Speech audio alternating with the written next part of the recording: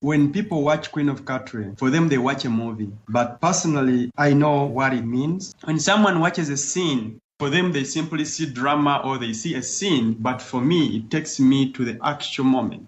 Wow. So it's always very emotional. But I'm so grateful and I feel so much privileged. It's not fair that as a woman, I don't get treated equally as a man. I graduated at the exact same time when there was a scandal around. I did a rape campaign where I posed naked to say that even if a woman is naked, it does not mean she's asking to be raped. I see teaching as a learning experience. I believe it was one of the ancient Greek philosophers who said that when we teach, we'll learn twice, given to others and being available to receive from them. I think that in that pull and in that space, it helps me do the things that I do. Hello, Africa. You're listening to 1000 African Voices. Welcome to another episode where we profile Africans of diverse cultures who have traveled and lived across Africa and the world. 1000 African Voices is a program aimed at breaking down the boundaries that divide us as a people, the boundaries that divide our beautiful continent. I'm your host, Aburengwi C, coming to you from our Johannesburg studios. You can also find the show on iTunes by searching for 1000 African Voices and clicking the subscribe button to make sure that the next episode is delivered straight to your phone. In this series, we will collect and share stories from all parts of Africa, stories from our sisters in Ghana, our brothers in Nigeria, our uncles in Namibia and the Democratic Republic of Congo, from Malawi to Cameroon, Ethiopia to Libya, Cairo to Harare. Connecting Africa. Today we are joined by Miss Sophie Kanza, who will shortly introduce herself. Hello Sophie, how are you doing? I'm good, thank you. How are you? I'm doing really well. Sophie, if you don't mind just introducing yourself to the listeners of 1000 African Voices. Who is Sophie Kanza? My name is Sophie Kanza, as you mentioned. I'm from Kinshasa in the Democratic Republic of Congo. I came to South Africa as a toddler. I live in the south of Joburg. I'm a student. I'm a believer, a peace activist. I work full-time as well, and I run Sophie A Kanza Foundation with the co-founder, my sister Louise. And our motto is to create a culture of good deeds and to spread love, peace, and tolerance through pan-Africanism. We originally started as a pay-it-forward volunteer organization. We just wanted to get youth involved in different community-based organizations in their communities and to bring African immigrant youth as well as local youth together to make a difference. So we have a number of projects that fall under the foundation. So it's the recruitment of volunteers and placement of volunteer expertise. We also collect sanitary towels with a footprint in 3 countries, which is South Africa, the DRC, and Malawi for now. And the company part of the organization works with different corporates and church groups and schools in helping them find the best possible CSI initiative that could go to people that do not have access to media attention or celebrity endorsement. So we want corporates and organizations that are willing to make a difference to find people that really, really need help and have no access to it. We also help organizations set up their social media pages, get them out there, get them some media attention. So that's what we do as part of the company side. And then the foundation side then does Afrophobia awareness. We host Afrophobia conversations, which is a safe space for immigrants and locals to know that both their sides of the story is valid and to encourage positive, safe dialogue. And then there's the Afrophobia awareness video called Singabantu, which we show at schools, exhibitions, etc. And the video is just our way of taking our power back as Africans living in South Africa and saying that, yeah, Singabantu, we are human. Beautiful. So if you mentioned that you are currently studying, where are you studying and what are you enrolled for? So I'm studying through UNISA and I'm studying international relations and diplomacy. And UNISA stands for, just for listeners who are not familiar with that at all. Yeah.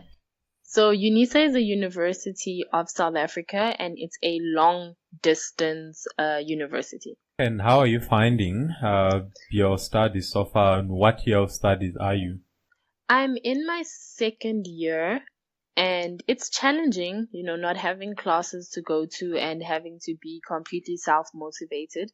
It is challenging, but because it's so in line with what I want to do for the rest of my life, it keeps me going and, I try and motivate myself and do what needs to be done. Sophie, how old are you, if you don't mind me asking? In 2018, what's your age? I'm trying to get a sense of how long you've been doing this, so as to understand what drives someone of your age to get into an NGO type setup. Yeah. So in 2018, I'll be 26. And you've been doing this work for how long? So officially for 4 years.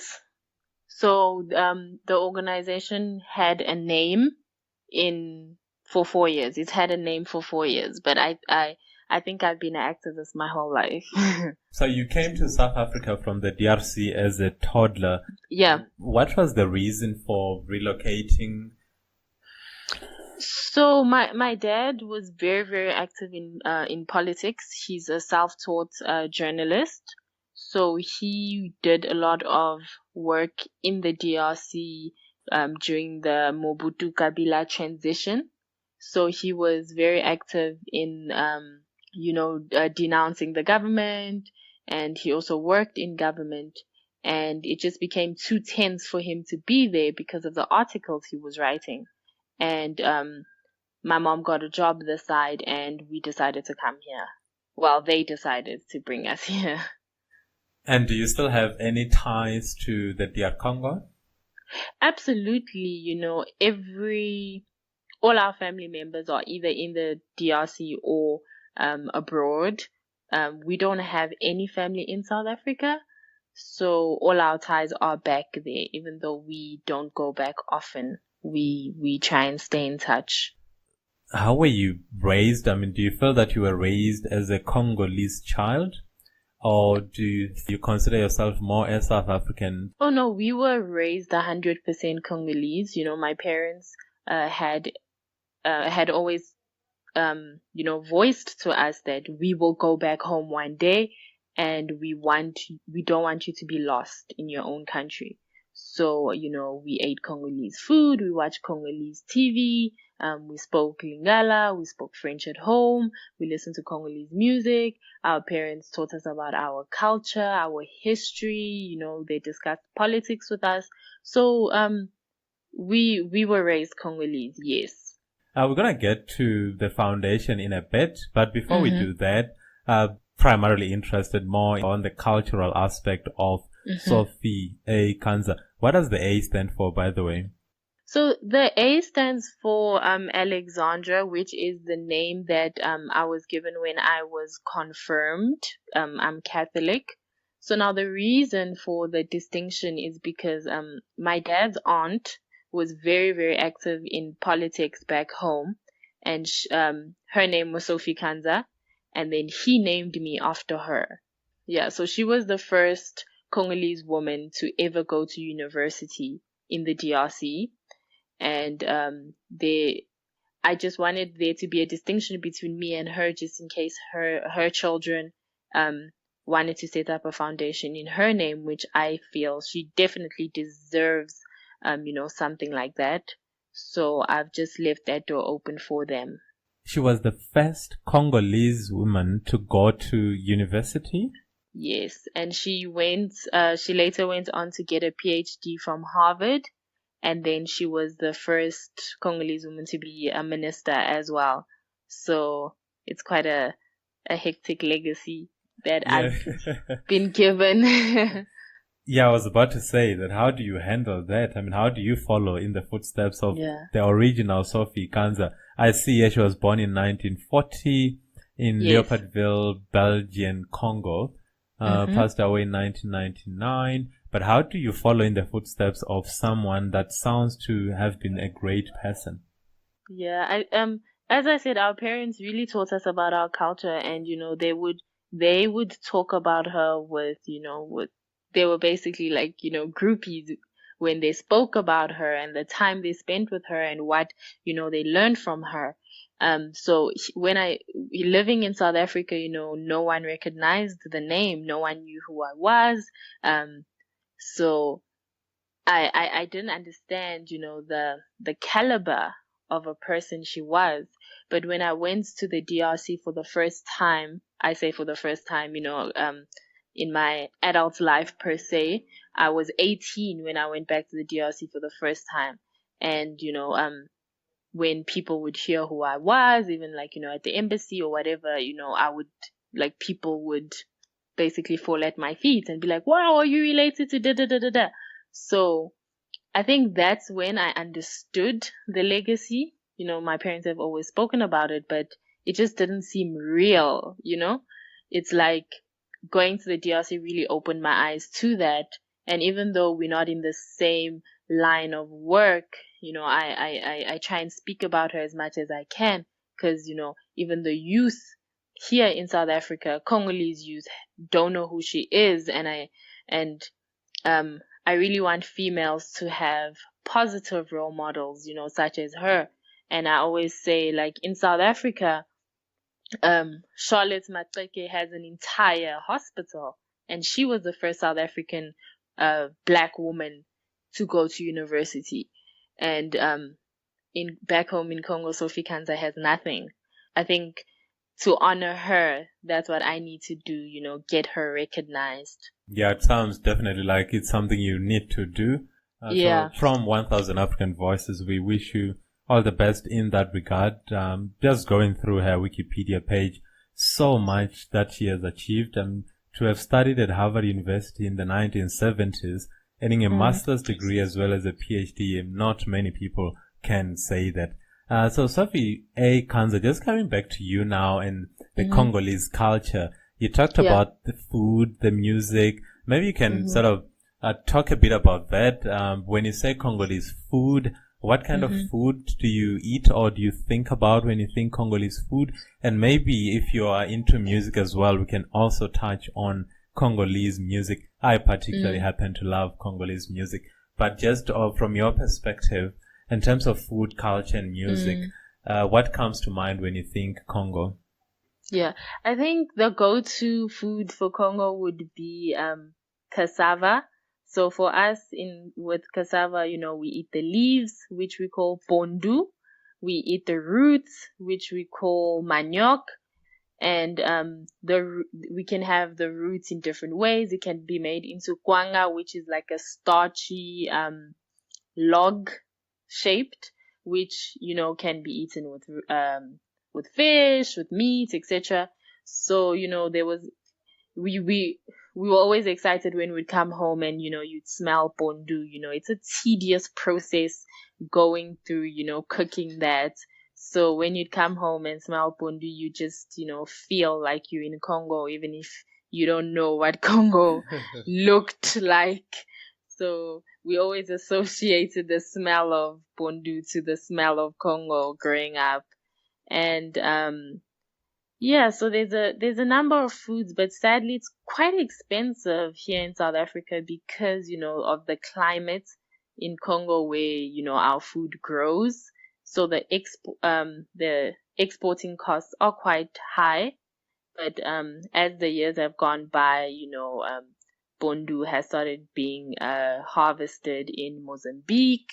So the prices has gone, down because, it's closer to bring from Mozambique. So I think that's a standout memory for us. And then, learning how to cook it when my mom wouldn't be around. So that just makes me think of Congo. Yeah. And music, is it something you listen to? Do you have any favorite music? And we can also talk about Congolese literature, any books that come to mind as well. So growing up, we listened to what my parents listened to. So they listened to, Zaiko, Langa Langa, Franco, Kanda Bongo Man. So a lot of, old school, okay, jazz.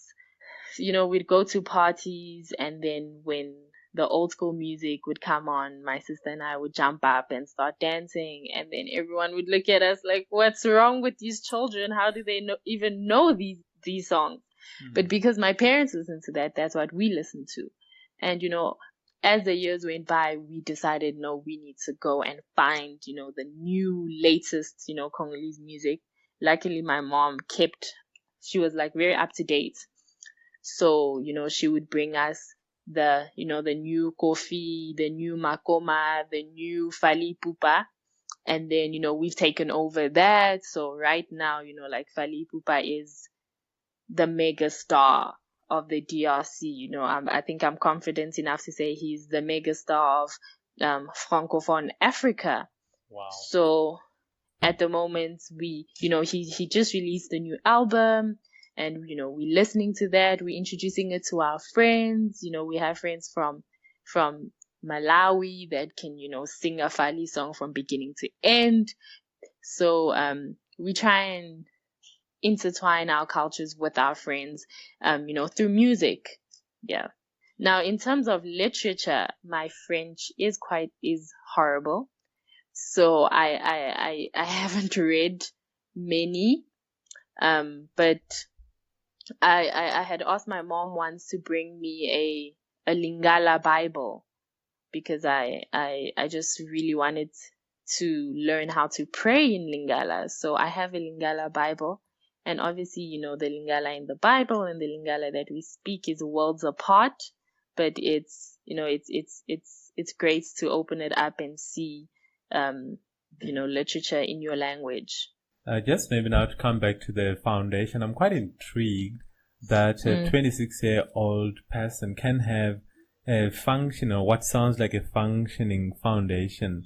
Mm-hmm. What is driving that, or what's motivating you to want to run a foundation? And I know you've already touched on a bit of it, but maybe just go into the details of why the Sophie A Kanza Foundation. Why does it exist? Yeah.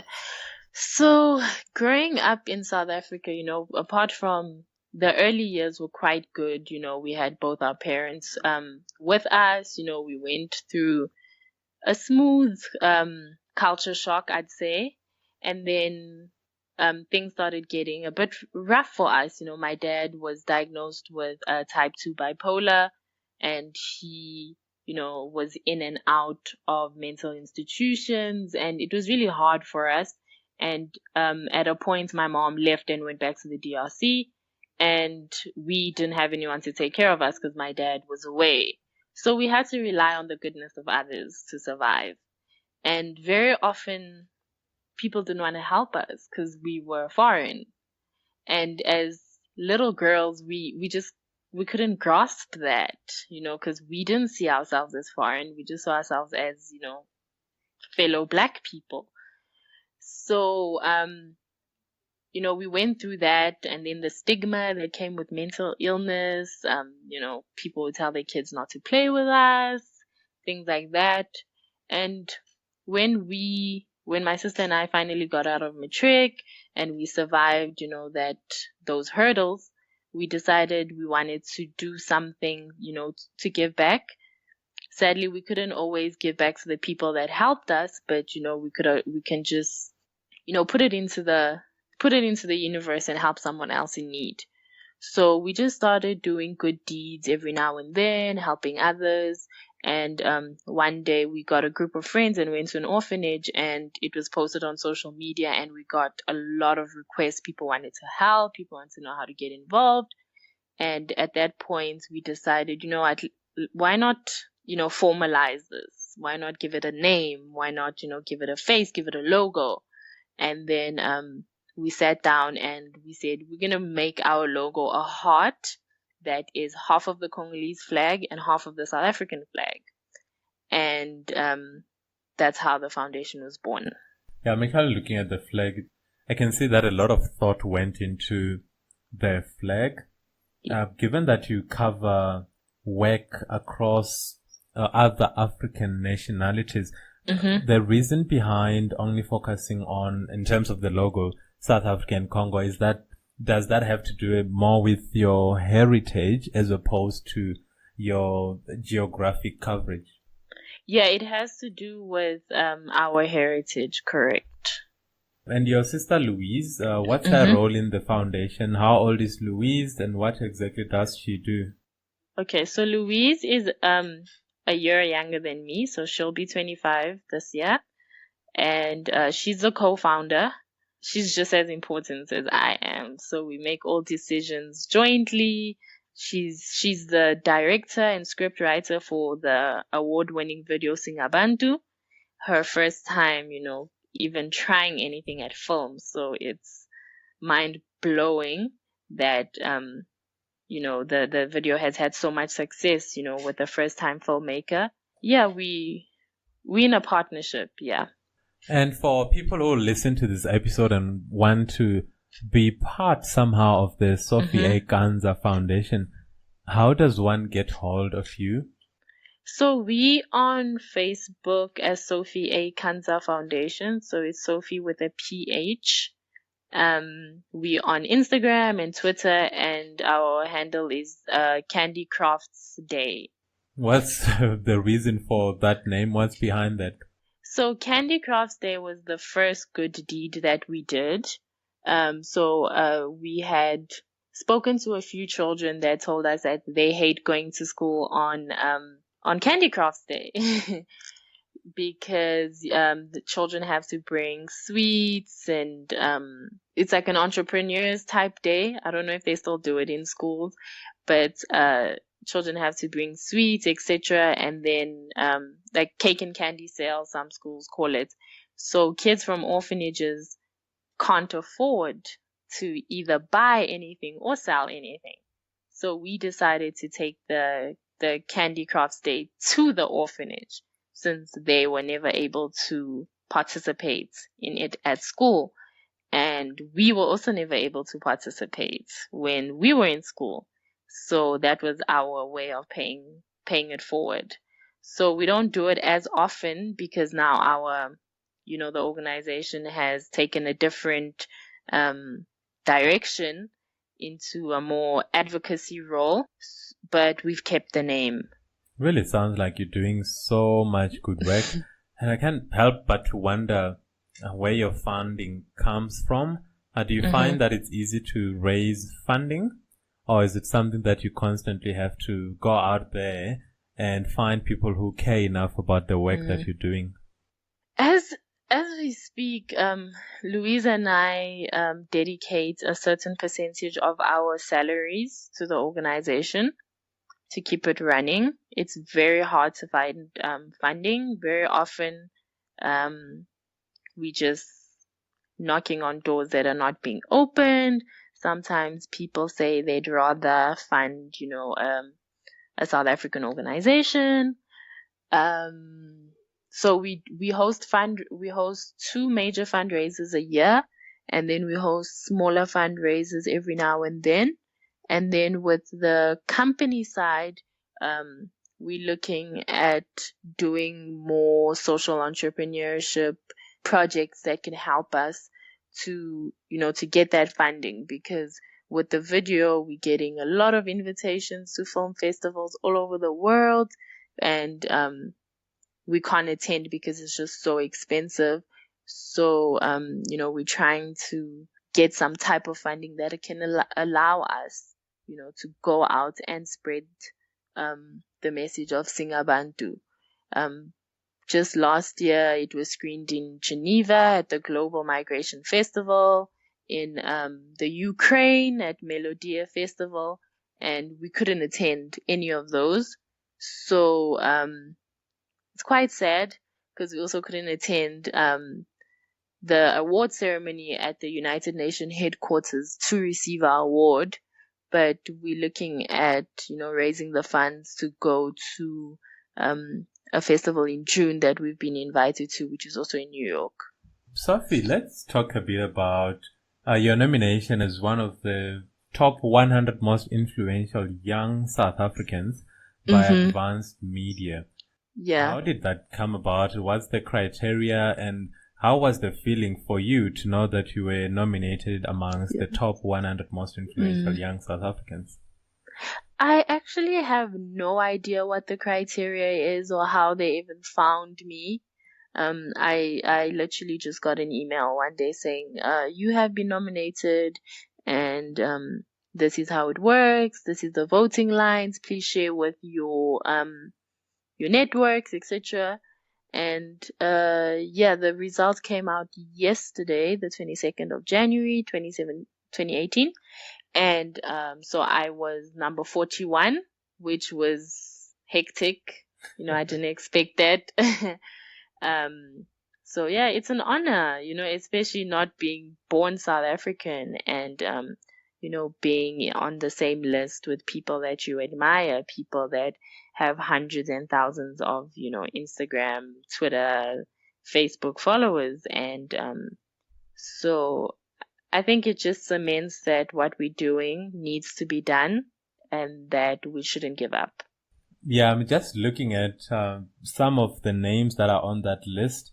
And you have Jessica Nkosi, Pal Tusi, and then Sophie Kanza at 41, and you have the likes of Nasty C, Ntabiseng Mosia, Mbuyiseni Ndlozi, Percy Tau, and the list goes on and on. You really are in good company, which, as you said, just goes to show that the work that you're doing is not going to waste. There are people who are recognizing the value that you are adding to the South African society. So from 1,000 African Voices, well done on your nomination. Thank you so much. What message do you want our listeners to take away? I think for us, the biggest thing is understanding, education, and, integration. Very often we find that African immigrants like myself, we hang out in cliques because we're scared to integrate. We live in areas where it's just us. So, we want the locals to allow us to integrate, to give us that space to integrate. I was having a conversation with someone the other day where I said, I can count on one hand how many Congolese people I've met that speak Zulu fluently. And for someone like me that's been here for 20 plus years and I can't speak the language, it's sad. But I speak Afrikaans fluently because that's what I was taught at school. So, we need those spaces to integrate and we need to feel safe in our communities. It's also very, very important for, South Africans to know that we denounce, prostitution, drugs, human trafficking. We want to march with you, we want to be disgruntled with you, but we need to feel safe doing that. We want people to come to Afrophobia conversations and, discuss these things that are keeping us from moving forward. So, I think people need to realize that we do want to work with you, but we just want to feel safe doing so. So if, our video Singabantu can be seen on YouTube. You can just search Singabantu. The English title is We Are Human, and it is online. Okay, we'll definitely search for that. We'll also include the details on www.1000africanvoices.com. On Facebook, you can really just search for Sophie A Kanza Foundation, and you will find the video that Sophie is referring to. Sophie, from the team at 1000 African Voices, I would like to truly thank you for making the time to come share not only your story but the wonderful work that you're doing. And I really once again wish you all the very best. I think our society and our continent really needs people like yourself to come and make a true impact on unifying their continent. Thank you very much. Much appreciated. You've been listening to 1000 African Voices, brought to you by the Africa and Me organization. Please join us next time as we bring you yet another African voice. I'm your host, Awurengwi C. Our sound engineer is Bandile Lukele. Our Instagram account is Kungana. For more information, including the contact details of our guests, please visit us on our website www.1000africanvoices.com. You can also subscribe to our show on iTunes by typing 1000 African Voices. Until next time, Kungana Africa, and take care.